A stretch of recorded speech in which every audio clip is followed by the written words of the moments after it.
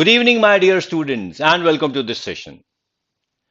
In today's session, we are going to talk about the kinetic theory of gases and we are going to talk about how the gaseous state is working. We have talked about the laws of the gases. We have talked about the gaseous state. Good evening, my dear students, and welcome to this session. In today's session, we are going to talk about the kinetic theory of gases and we are going to talk about how the gaseous. So I've just checked out. The voice is absolutely clear. You can hear me, you can see me, and I am able to see your chats. Yes, the session has started. Sorry, I got late because of certain technical things. Hopefully, next class onwards, there won't be any technical things. And you need to understand that today we have in the evening, we have a special class. Join that special class. And if you have not registered as yet, you have not downloaded the Unacademy app, then download the Unacademy app and join the special class. I believe you have already got the link of today's session. Have you got it?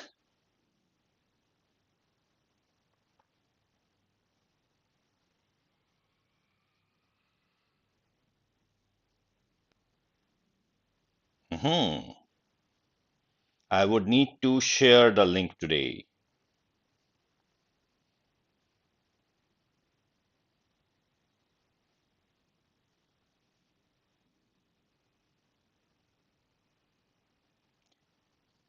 In YouTube, you have already got the link.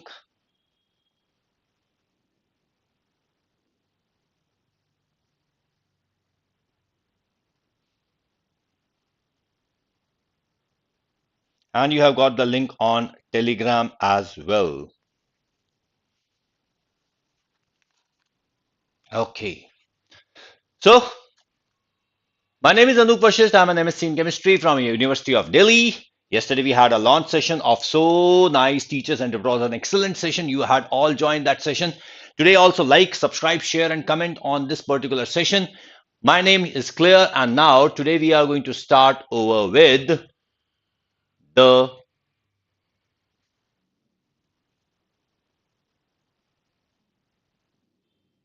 hmm,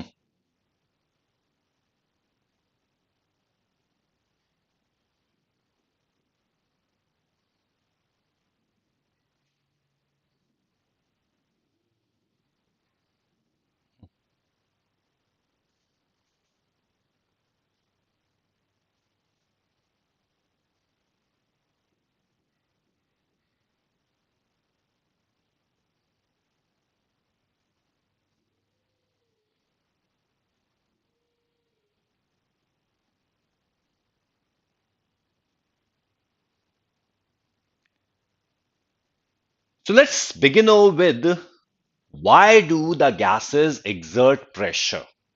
And why volume decreases on increasing pressure, why pressure increases on increasing temperature, and why are the gas laws right? What is the reason for the gas laws being right?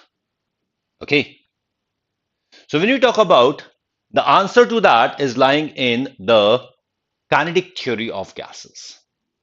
And now we are going to talk about the postulates of kinetic theory of gases. Now, what we know, understand the postulates. See, postulates are not assumptions. Postulates are the conditions under which a particular equation, a particular theory is correct. So postulates are necessary for this theory to be correct. So what are the postulates, or some people call it assumptions, of kinetic theory of gases? This is the topic of physics. It's the topic of chemistry. Yes, there is a special class today in the evening. You can just go on to my profile and check it out. You have a special class. So what is the kinetic theory of gases? A gas consists of tiny spherical particles called atoms, molecules of the gas, which are identical in shape and sizes. That is, they are same in mass. Then second postulate says the volume occupied by the particles is negligible, in fact zero in comparison to the total volume of the gas. Now that works in general conditions. Gaseous molecules are always in a state of random motion and they collide with each other and the walls of the container. They are moving. They are colliding with each other. And the pressure of a gas is due to the collision of the gas molecules with the walls of the container. So these gas molecules, they collide with the walls of the container and they are responsible for the pressure. Okay? No, it is not at 5:30 p.m. It's at later. No, Prerna, we don't have a special class at 5:30. Check it out. 5:30 p.m. class was day before. Yeah, yesterday. Yesterday we had a class at 5:30 p.m. Okay. Today we have the class of the quiz of the gaseous state. Okay. Now the gaseous molecules, the pressure we have just talked about, pressure is due to the collision of the gas molecules on the walls of the container. Newton's law of motion are applicable on the gaseous molecules, specifically the law of conservation of momentum and the law of conservation of energy.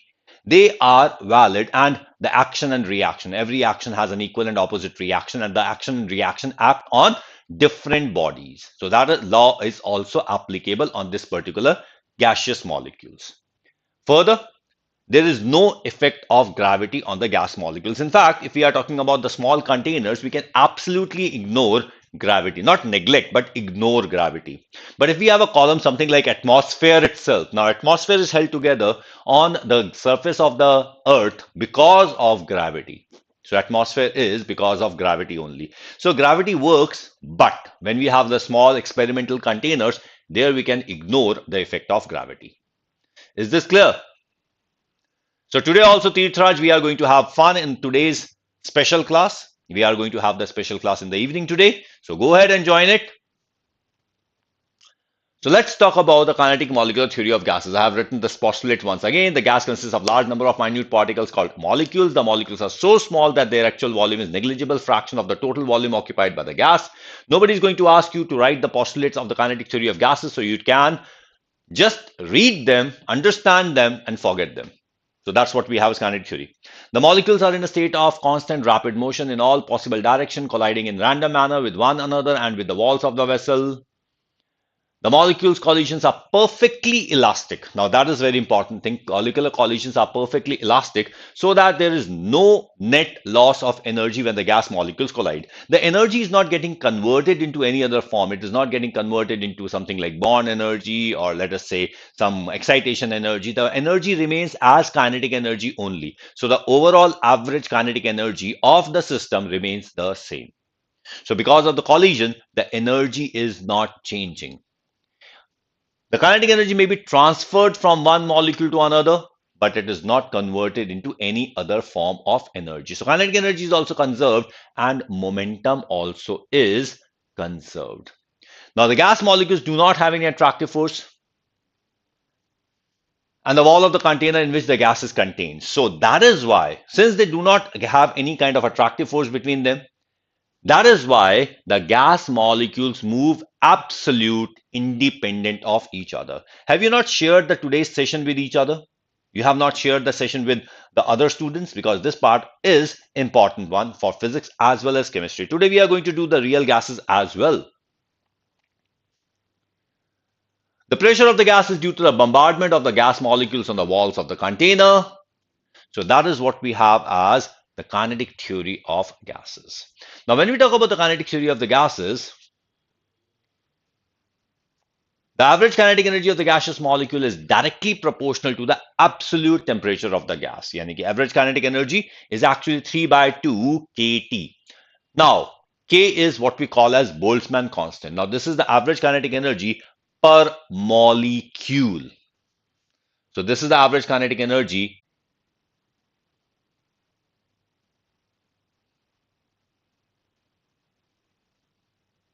How did it happen?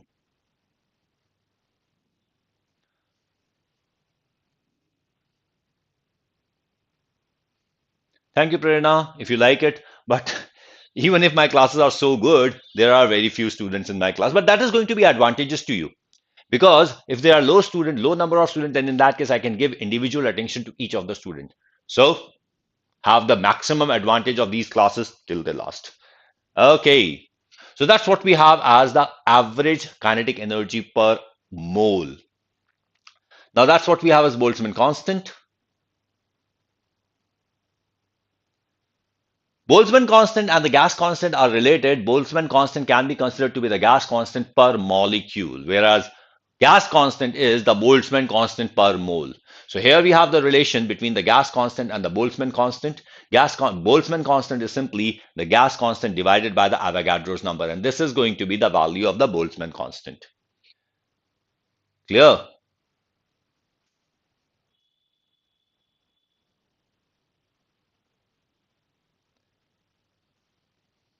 Now, this is the kinetic theory gas equation, which talks about the m, where m is the mass of a gas molecule in kilogram. Now, remember, this is the mass of the gas molecule in kilogram. When we talk about this particular equation, if we talk about this equation, I'm studying from Sir.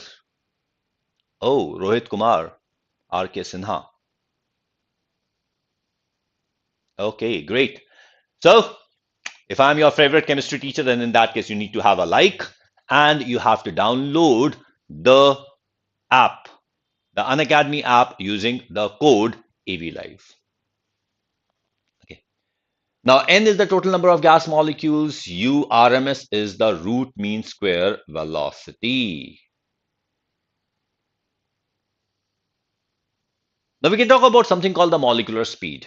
Well, we talk about molecular speed. What is the speed of the molecules? The gas molecules are always in the constant state of motion, and we have the molecular speed.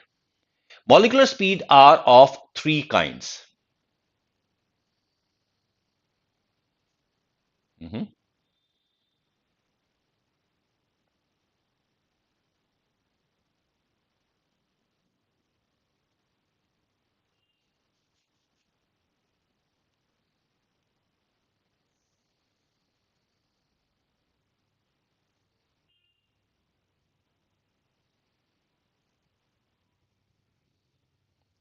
The molecular speeds are of three kinds. Let's talk about those molecular speeds. When we talk about the molecular velocities being of three kinds, we have the first kind of molecular velocity to be what we call as VRMS. Now, this is called the root mean square velocity. This is called the root mean square velocity. Now, root mean square velocity has a formula. Now, at this moment, we are not going to go into a very much detail about this particular equation and this particular topic because this topic has actually been eliminated from the CBSE syllabus, and in NEET syllabus, we are not going to talk about the derivation. Rather, we are going to talk only about the results. So I am going to focus only on the results, not on the derivations. Is this clear?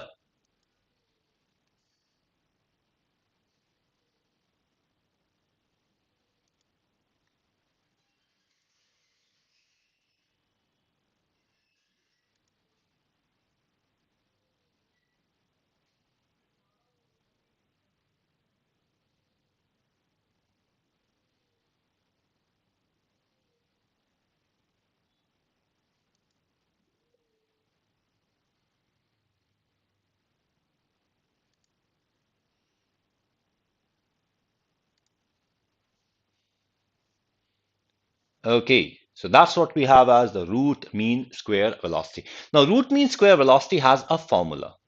We call it VRMS. Now, VRMS is equal to under root of 3KT by M. Clear?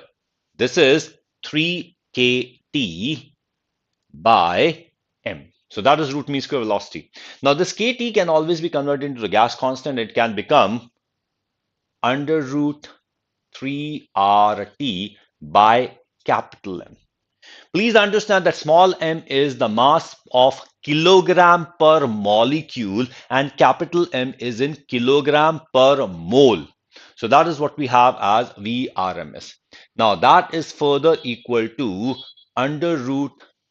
Now PV is equal to nRT. So RT is equal to PV divided by N.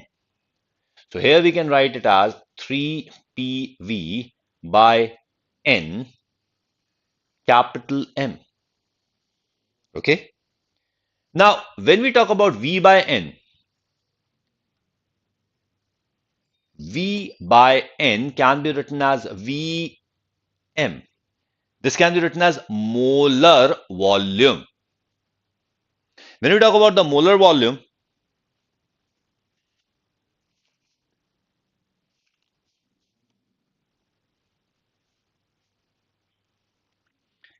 it could be written as molar volume. So when we talk about the molar volume, here we can substitute it and we can get it as under root 3 PVM by M.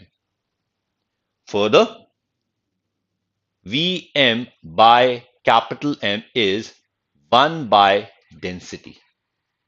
Mass by volume, molar mass by molar volume is going to be equal to the density. So that is what we have as the density. So what we get is it is equal to under root 3p by d. Now, this expression itself tells us that Vrms is proportional to 1 by under root of density if the pressure remains constant. Or rather, I should say temperature remains constant. So it is going to be inversely proportional to the density of a gas. And this is the factor which explains the dependence of the diffusion of a gas on the density. So this is the explanation of Graham's law of diffusion. All the students who are there, have they liked the session as yet? So this is what we have as the Graham's law of diffusion and its dependence. Now, in the same manner, when we talk about the gas, we can have another velocity of the gas. When we talk about another velocity of the gas, this is what we call as the average velocity. The average velocity. Now, please remember these velocities that I'm talking about, these are coming from the statistical measurements. So it is involving a high value of mathematics, although root mean square velocity can actually be derived, but we are not going to go into that. So if anybody tells you the derivation, you can simply say, yes, there is a derivation. I know there is a derivation, but I don't need the derivation. So when we talk about the average velocity is V average. V average is equal to, by formula, it is under root 8 by pi kt by m. Now please remember this 8 by pi is different from the equation, but kt by m remains the same. So it can also be written as under root 8 by pi rt by m. Capital M here is going to be clear. And it can also be written as under root of 8 by pi PV by NM. It can be written as under root 8 by pi PV molar by M, and it can be written as under root of 8 by pi P upon D. So this is the expression for the average velocity. Have you noted it down? So that is the expression for the average velocity. Clear?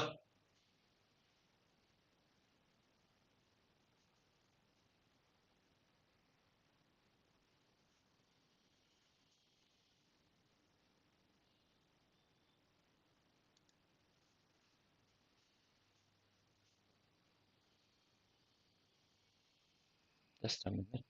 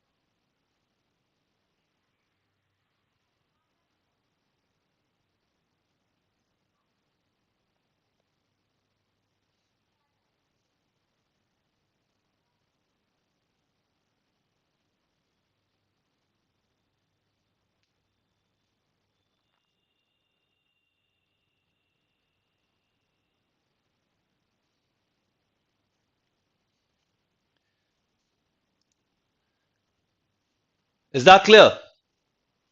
Okay. Hi Piyush, what exactly are you doing? Is it thumbs down or you are saying something? If you want to ask anything, you can simply ask in the chat. I'm going to answer the questions. Now, this is what we call as the average velocity.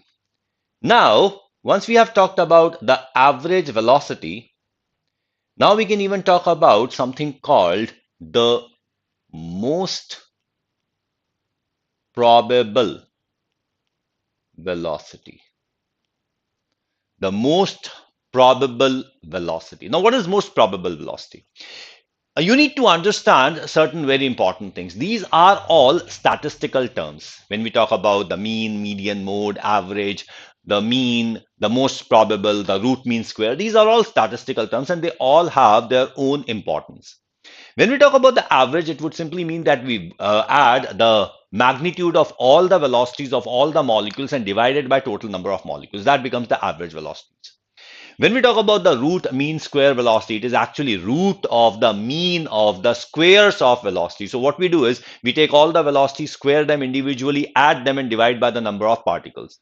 And then take the root of it. The root mean square velocity actually turns out to be greater than the average velocity. As you can very well see, root mean square velocity was 3 kt, while average velocity was 8 by pi kt. 8 by pi is smaller than 3. And when we talk about the most probable velocity is not the average. It is not nothing to do with average even. It is something like which is the velocity possessed by the maximum number of molecules. When we talk about the most probable velocity, it is something like, let us say we have a class in which we have a test. The test is total of 20 marks. Now, when we talk about the 20 marks out of the 50 students in the class, 5 students have got 4 mark, 10 students have got 6 mark, 20 students have got, uh, let us say, 15 marks. And then we have 25 students getting out of 50 students 17 marks. So, irrespective of the average, the most probable marks become 17. Because if we just randomly choose a student and ask the marks, what are your marks? Then the chances are that the student is going to answer 17 marks. Because that is the most probable marks in the class.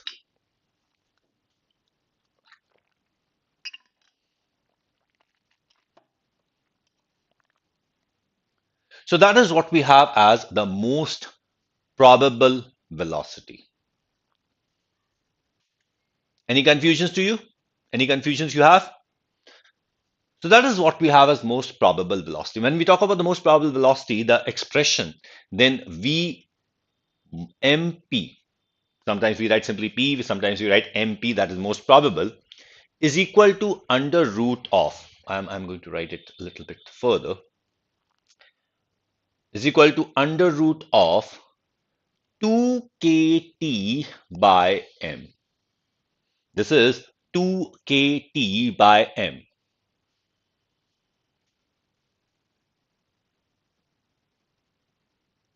Perfectly clear? Okay. Those who have not liked, just quickly like it. I don't think so. There is anybody who has not liked the session because we have only 7 people in the class, and out of the 7 people, all would have liked the session. So this is under root 2kt by m. Now that can be written as under root of 2rt by capital M. That can be written as under root of 2PV by NM. That can be written as equal to under root of 2PV molar by capital M. That can be written as under root of 2P by D. So that is what we have as the most probable velocity. Okay.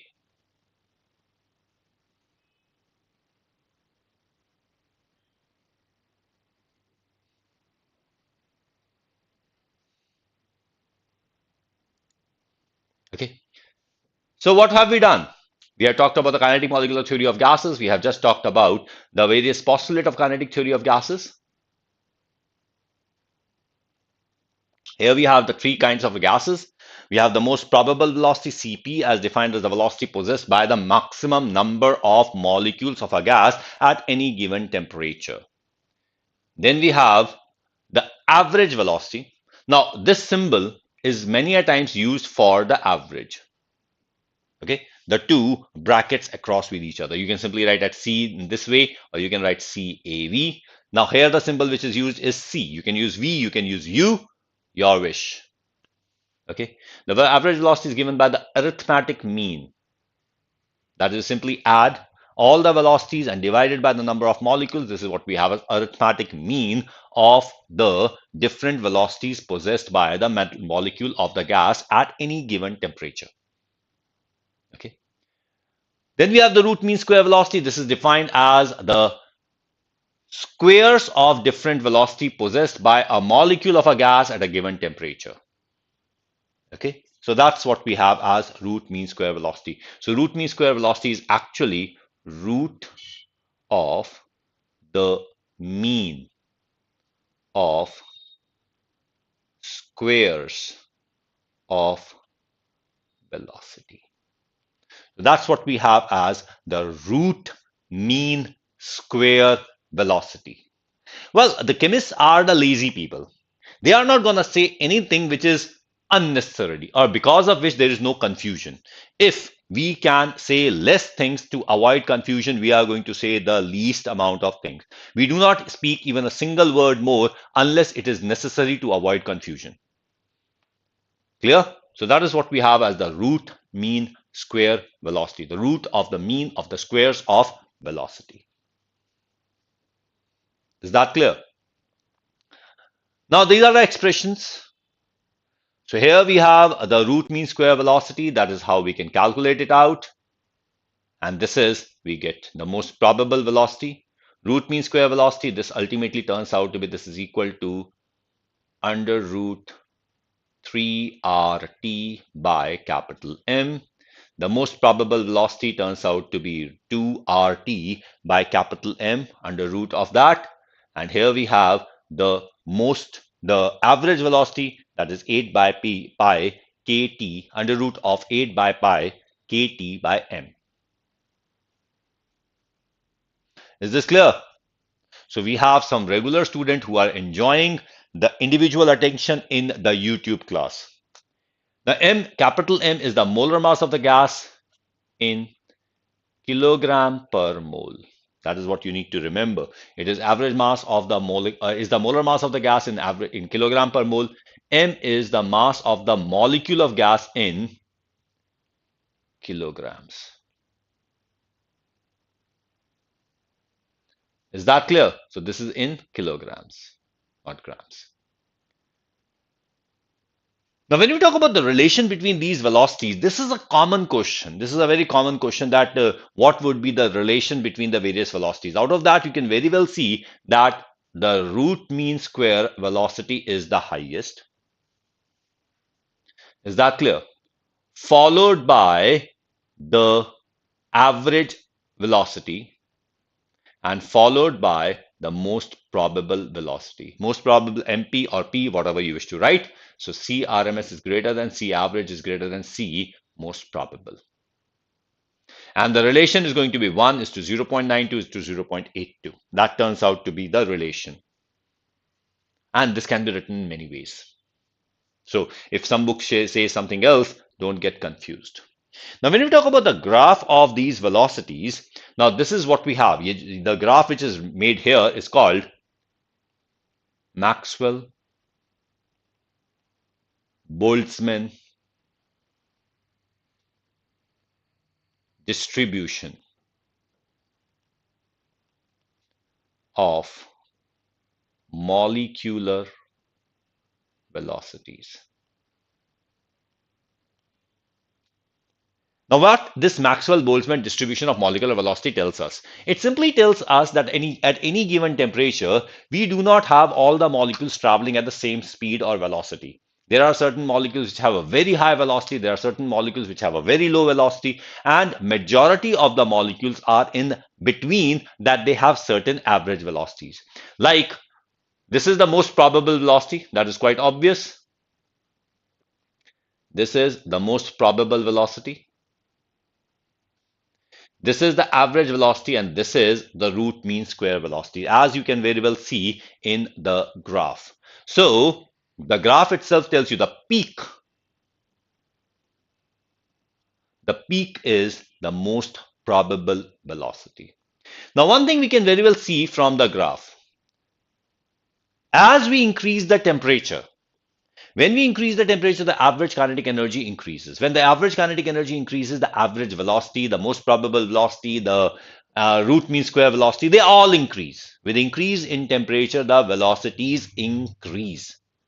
So when we just talk about the most probable velocity, with increase in temperature, the most probable velocity increases. Obviously, when every velocity is increasing, the average kinetic energy is increasing, then in that case, the most probable velocity also will increase. You may simply say that when we talk about the temperature, temperature is something like making the paper easy. If you decrease the difficulty level of that paper, then in that case, the entire marks are going to shift further. But obviously, the student who has not prepared at all, he is still going to get zero, because for him, even the easiest paper is very difficult. The student who has scored 100% marks, who he will again score 100% marks, because there is nothing beyond 100%, and he is obvious to score 100% marks. So those positions are not going to change, but the average is going to change. Most of the students, they get lower marks because one of the question was difficult. If that question was easy, their marks would have further increased. Clear? So that is what we have. So the most probable velocity is going to increase. The number of molecules, or the fraction of molecules having the most probable velocity, that is going to decrease, because now the velocity is going to spread in a larger region. So what we find is that as we increase the temperature, like here it is 100 Kelvin. So this is the most probable velocity. Please remember, the most probable velocity is to be seen here. This is the value of most probable velocity, and this is the fraction of molecules, or the number of molecules having the most probable velocity. If we increase the temperature to, let's say, 300 Kelvin, what we find is that the most probable velocity has increased. See, the most probable velocity has increased, but the fraction of the molecules having the most probable velocity have decreased. Is this clear? So please understand, with increase in temperature, the most probable velocity increases. Root mean square velocity increases. Average velocity increases. But the fraction of molecules, or the number of molecules having those velocities, that decreases. It is something like, as we increase the ease of paper, the average marks of the class increase, but the number of students having those average marks decrease, because the marks are now distributed in a larger range. Is it clear? So that is what we have as the relation with increase in temperature. Now, when we talk about this kinetic theory of gases, it has certain limitations. Now, there are postulates of kinetic theory of gases. Now, these postulates themselves are faulty.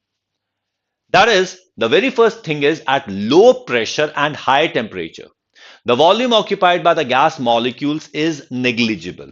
It is something like, if you are standing in a football field, then in that case, the area occupied by U is negligible. Nobody is going to bother whether you are standing in a football field. The people can roam around and they can move around you and they can ignore you. But if you happen to be standing in a small doorway, then in that case, you are going to obstruct the flow of every person. Clear?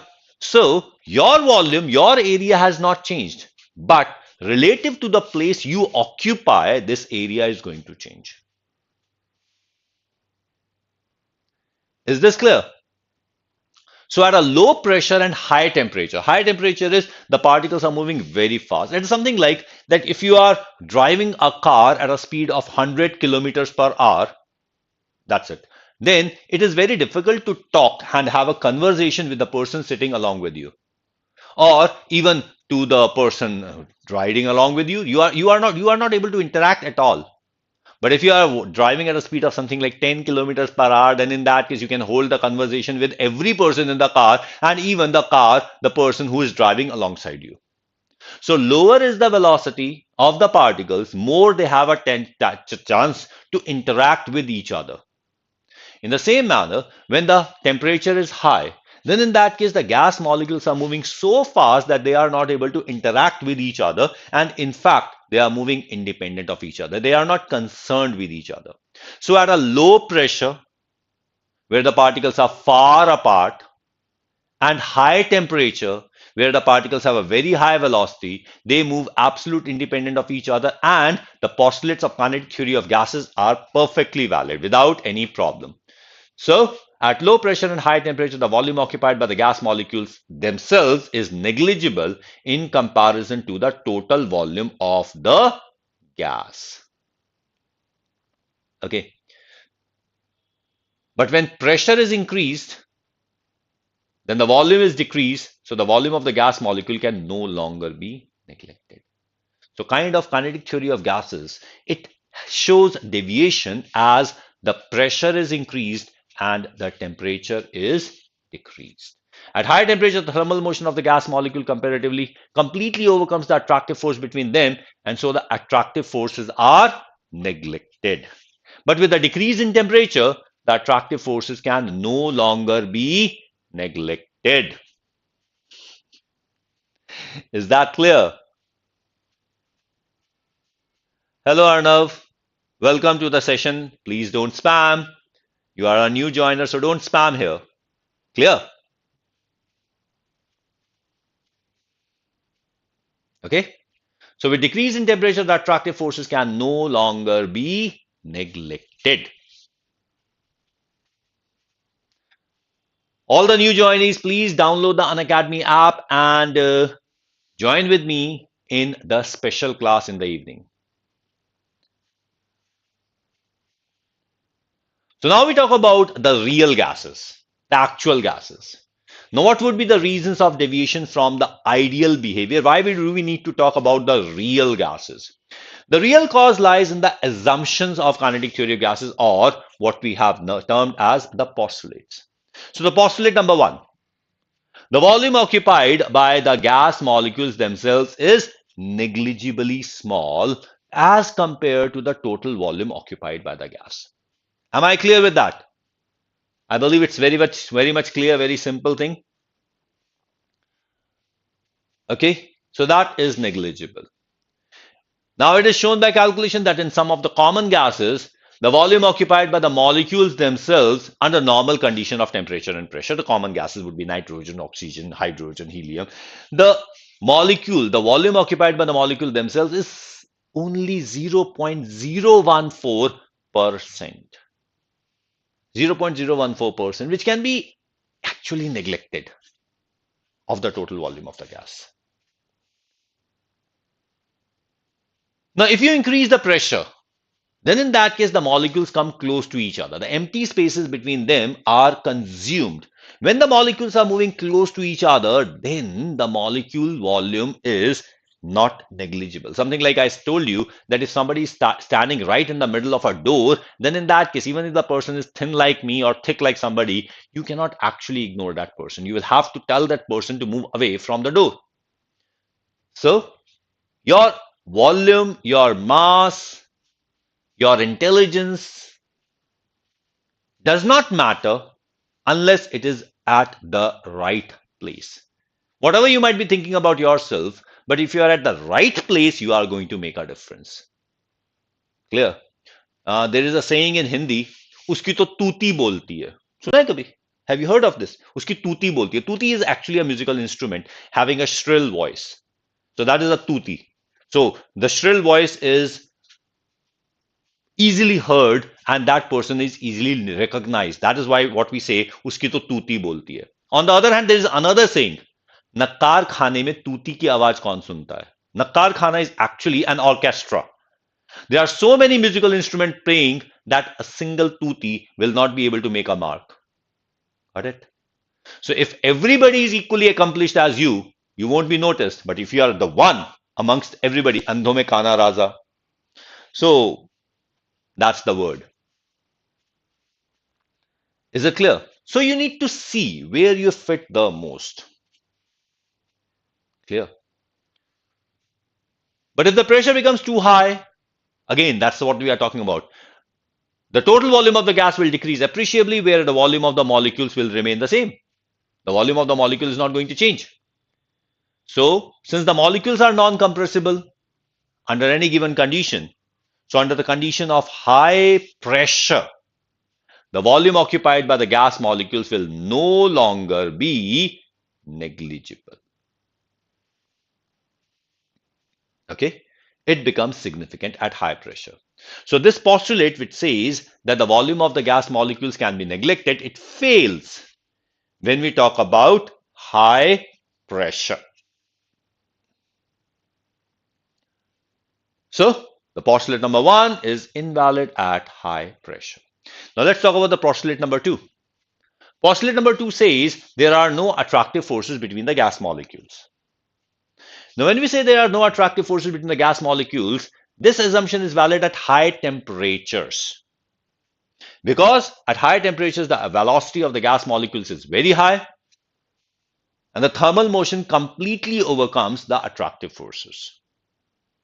Clear? At a high temperature. But when we decrease the temperature, the average kinetic energy decreases, the motion of the molecules decreases, the velocity decreases, and the interaction between the particles becomes easy. They affect each other. And so these attractive forces cannot be ignored. Clear? Let us say you are driving a car and on both sides of the roads there is a function going on. Okay. Now, if you are driving the car at 100 kilometers per hour, then in that case, you will not even notice what the function is going on the sides of the roads. But if you are driving at a 10 kilometer per hour speed, you will actually gonna stop and see those functions. Clear? So, the attractive force becomes appreciable at the low temperature.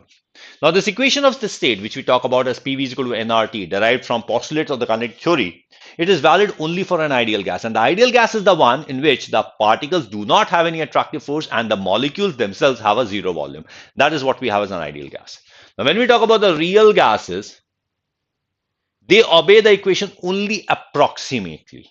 And that too at a high temperature and the low pressure. 1 atmospheric pressure is considered the low pressure, and the normal 25 degrees Celsius, that is 298 Kelvin, is actually considered a high temperature. The substances which are gaseous at this particular temperature and pressure, they do follow the ideal gas equation.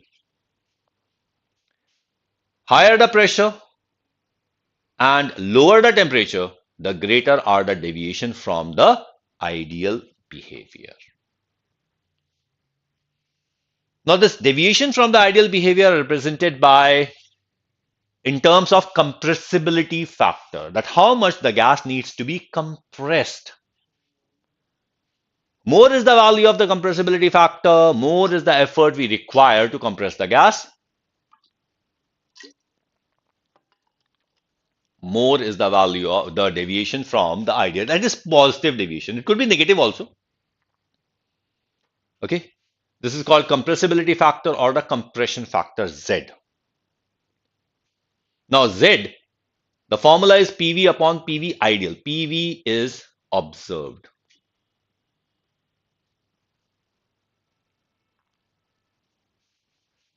Okay.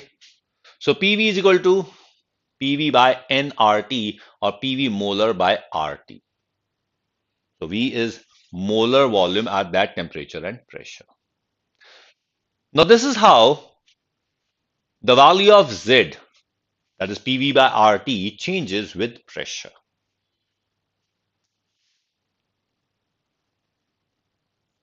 PV by RT is Z. So that is how the value of Z changes with pressure. Now, why would the value of Z change with pressure? Should the value of Z not be a constant for a gas? The fact is, as we keep on increasing the pressure, if we have a very low pressure, then in that case, the gas molecules, even if they are non-ideal, they are not going to interact with each other and they will behave as ideal. So when the pressure is extremely low, the gases are actually behaving as ideal gases. The ideal gas equation is a combination of three laws. Yeah, we did it day before yesterday, Ananya. Didn't you watch?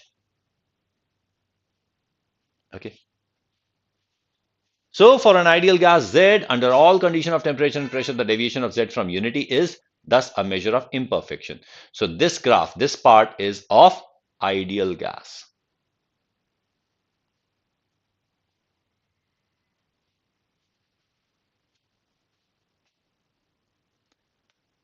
Is this clear? So ideal gas Z equal to 1 under all condition of temperature and pressure. The deviation of Z from unity is thus a measure of imperfection of the gas under consideration. Clear? So here we have the compressibility factor. The attractive force between the gas molecules are not negligible. The velocity of the molecule decreases due to the interaction of the gas molecules. Okay, so attractive forces are actually going to decrease the velocity. This decreases the momentum change, and so the pressure exerted by the gas molecules also decreases. To get the ideal pressure, a small pressure correction must be added to the observed pressure. Now we are going to get along with the van der Waals equation of state.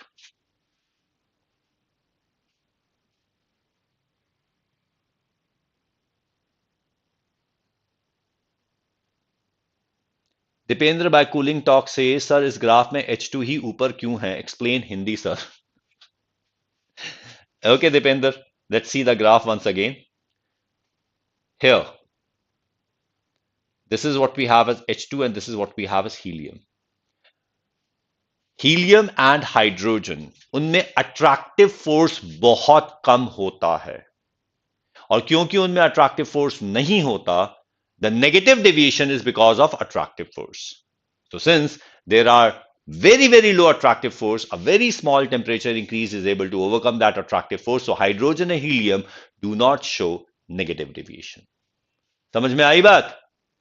Hydrogen negative deviation नहीं दिखाता, ऋणात्मक नहीं दिखाता. क्यों? क्योंकि hydrogen के बीच में जो बल है, आकर्षण बल, वो बहुत कम होता है. Clear? So that's what we have as Hindi.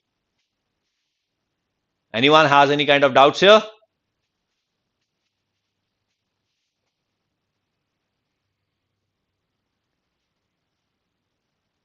So that's what we have as the compressibility factor. So Van der Waals suggested a correction term. Now, Van der Waals modified the equation by suggesting that the gas molecules were not mass points, but behave like rigid spheres. They have a specific volume, they have a certain diameter, and therefore they exist the molecular forces between them. He introduced two correction terms.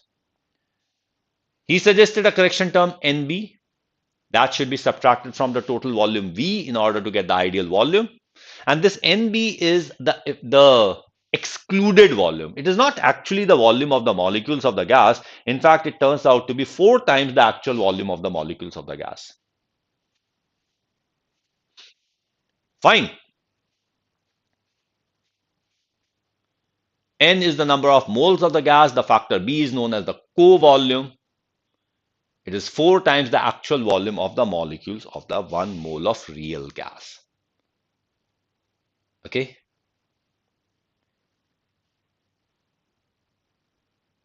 So the pressure also decreases, and here comes the ideal gas or real gas equation for 1 mole of a real gas. Now this question has been asked in the examination: which of these equations represents the equation for 1 mole of a real gas? Okay, so the 1 mole of a real gas takes the form P plus A by V square is equal to V minus into V minus B is equal to RT.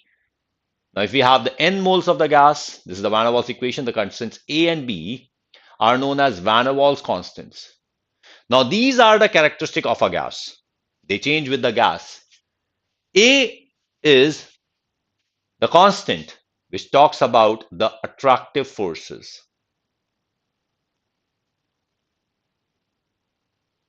while B talks about the excluded volume. So you have to attend the class, special class in the evening today, where we are going to do all the questions of the gaseous state with explanation and understanding. Is this clear? So anybody who has not liked the session as yet, quickly like the session.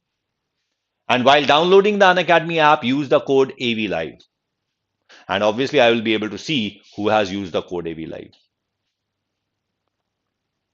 For n moles of a gas, this is going to be the equation. This is for n moles. Clear? Now, there are certain temperatures, certain specific temperatures.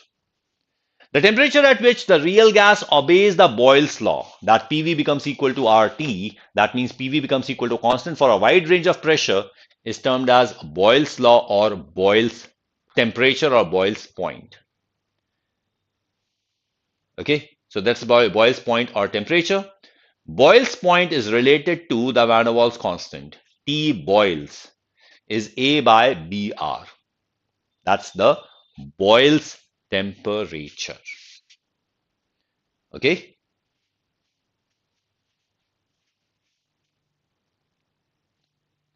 And then we have something called the inversion temperature. Inversion temperature, you need to understand that if the gas expands against vacuum, that is a sudden expansion of a gas, then in that case, the gas either shows a decrease in temperature. Most often the gases show a decrease in temperature. Only two gases show an increase in temperature, that is hydrogen and helium. Other than that, all gases show a decrease in temperature. So the temperature at which the gas expansion of a real gas against vacuum, that is free expansion, does not show any change in temperature. That's called actually inversion temperature. A temperature above that, the gas would show an increase in temperature. That is going to become further heated. And a temperature below that, the gas would show a decrease in temperature. That is, it's going to become cooler. So at a low temperature, it's going to become cold. At high temperature, it's going to become hot.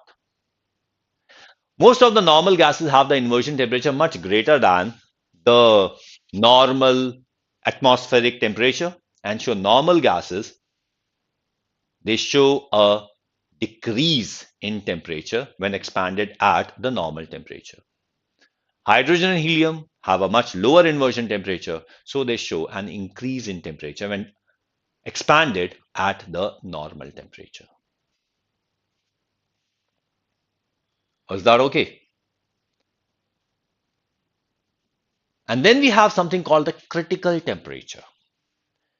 Critical temperature is the temperature which differentiates the vapor from the gas.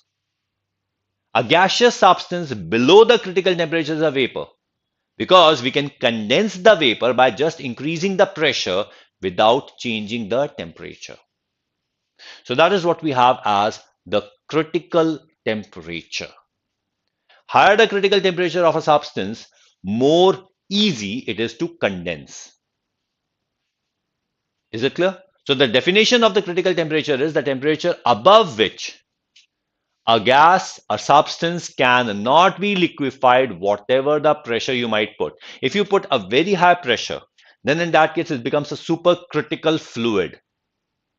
That is, it appears to be a liquid, but its system is that of a gas. So that is what we have as the critical temperature. But there is something called critical pressure as well. The critical pressure is the minimum pressure that we need to apply to liquefy a gas at the critical temperature. That is what we have as the critical pressure. A pressure less than that, the gas is not going to liquefy. And then we have something called the critical volume.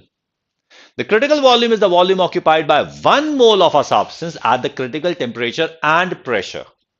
So that is what we call as the critical volume. Fine.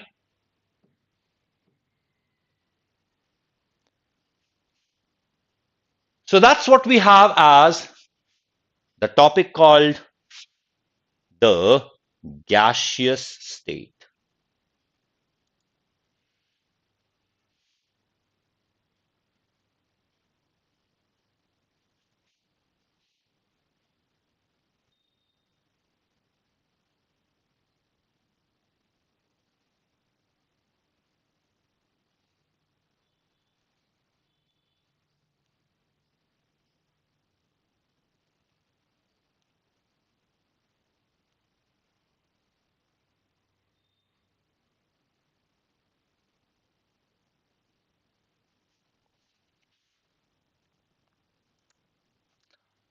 So let's talk about the schedule. At 3 p.m., we have biology with Dr. Sachin Kapoor. At 4 p.m., we have chemistry with me. And at 2 p.m., we have botany with Swati Batra ma'am. Okay, you can join our Telegram channel for YouTube PDF, that is t.me NEET Elixir. Join our Telegram channel so that you can get all the notes. You can join with the Iconic Plus and Centers batch in NEET UG subscription. So you can go ahead and join it. Special class time. App पर show नहीं हो रहा है. Why is it not showing on the app? It should be showing on the app. Maybe it is going to show a bit later. Don't worry. I'll share it with you. Oh, it is not yet published.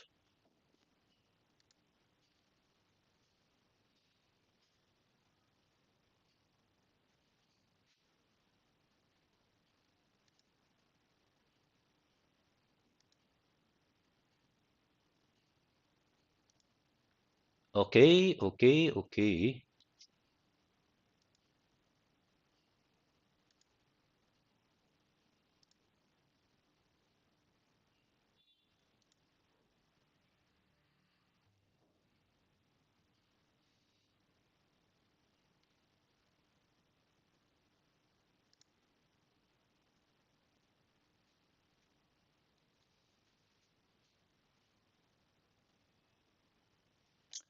Now you can see it will be visible to you.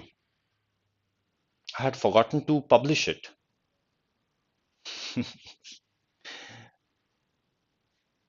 That's what happens.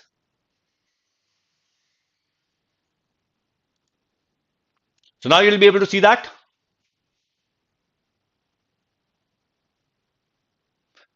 Prerna, just check it out. Now it is going to be visible. Refresh it and see it. So that's what we have as the special class today. Download the Unacademy app, Unacademy Learner app, and subscribe to us. This is my page. This is the page where you are going to see the information about the special class as well. Are you able to see the special class now?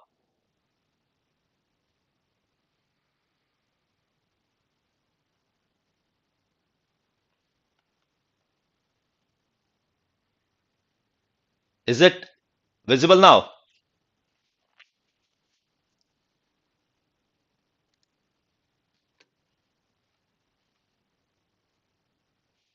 So got it, Ananya?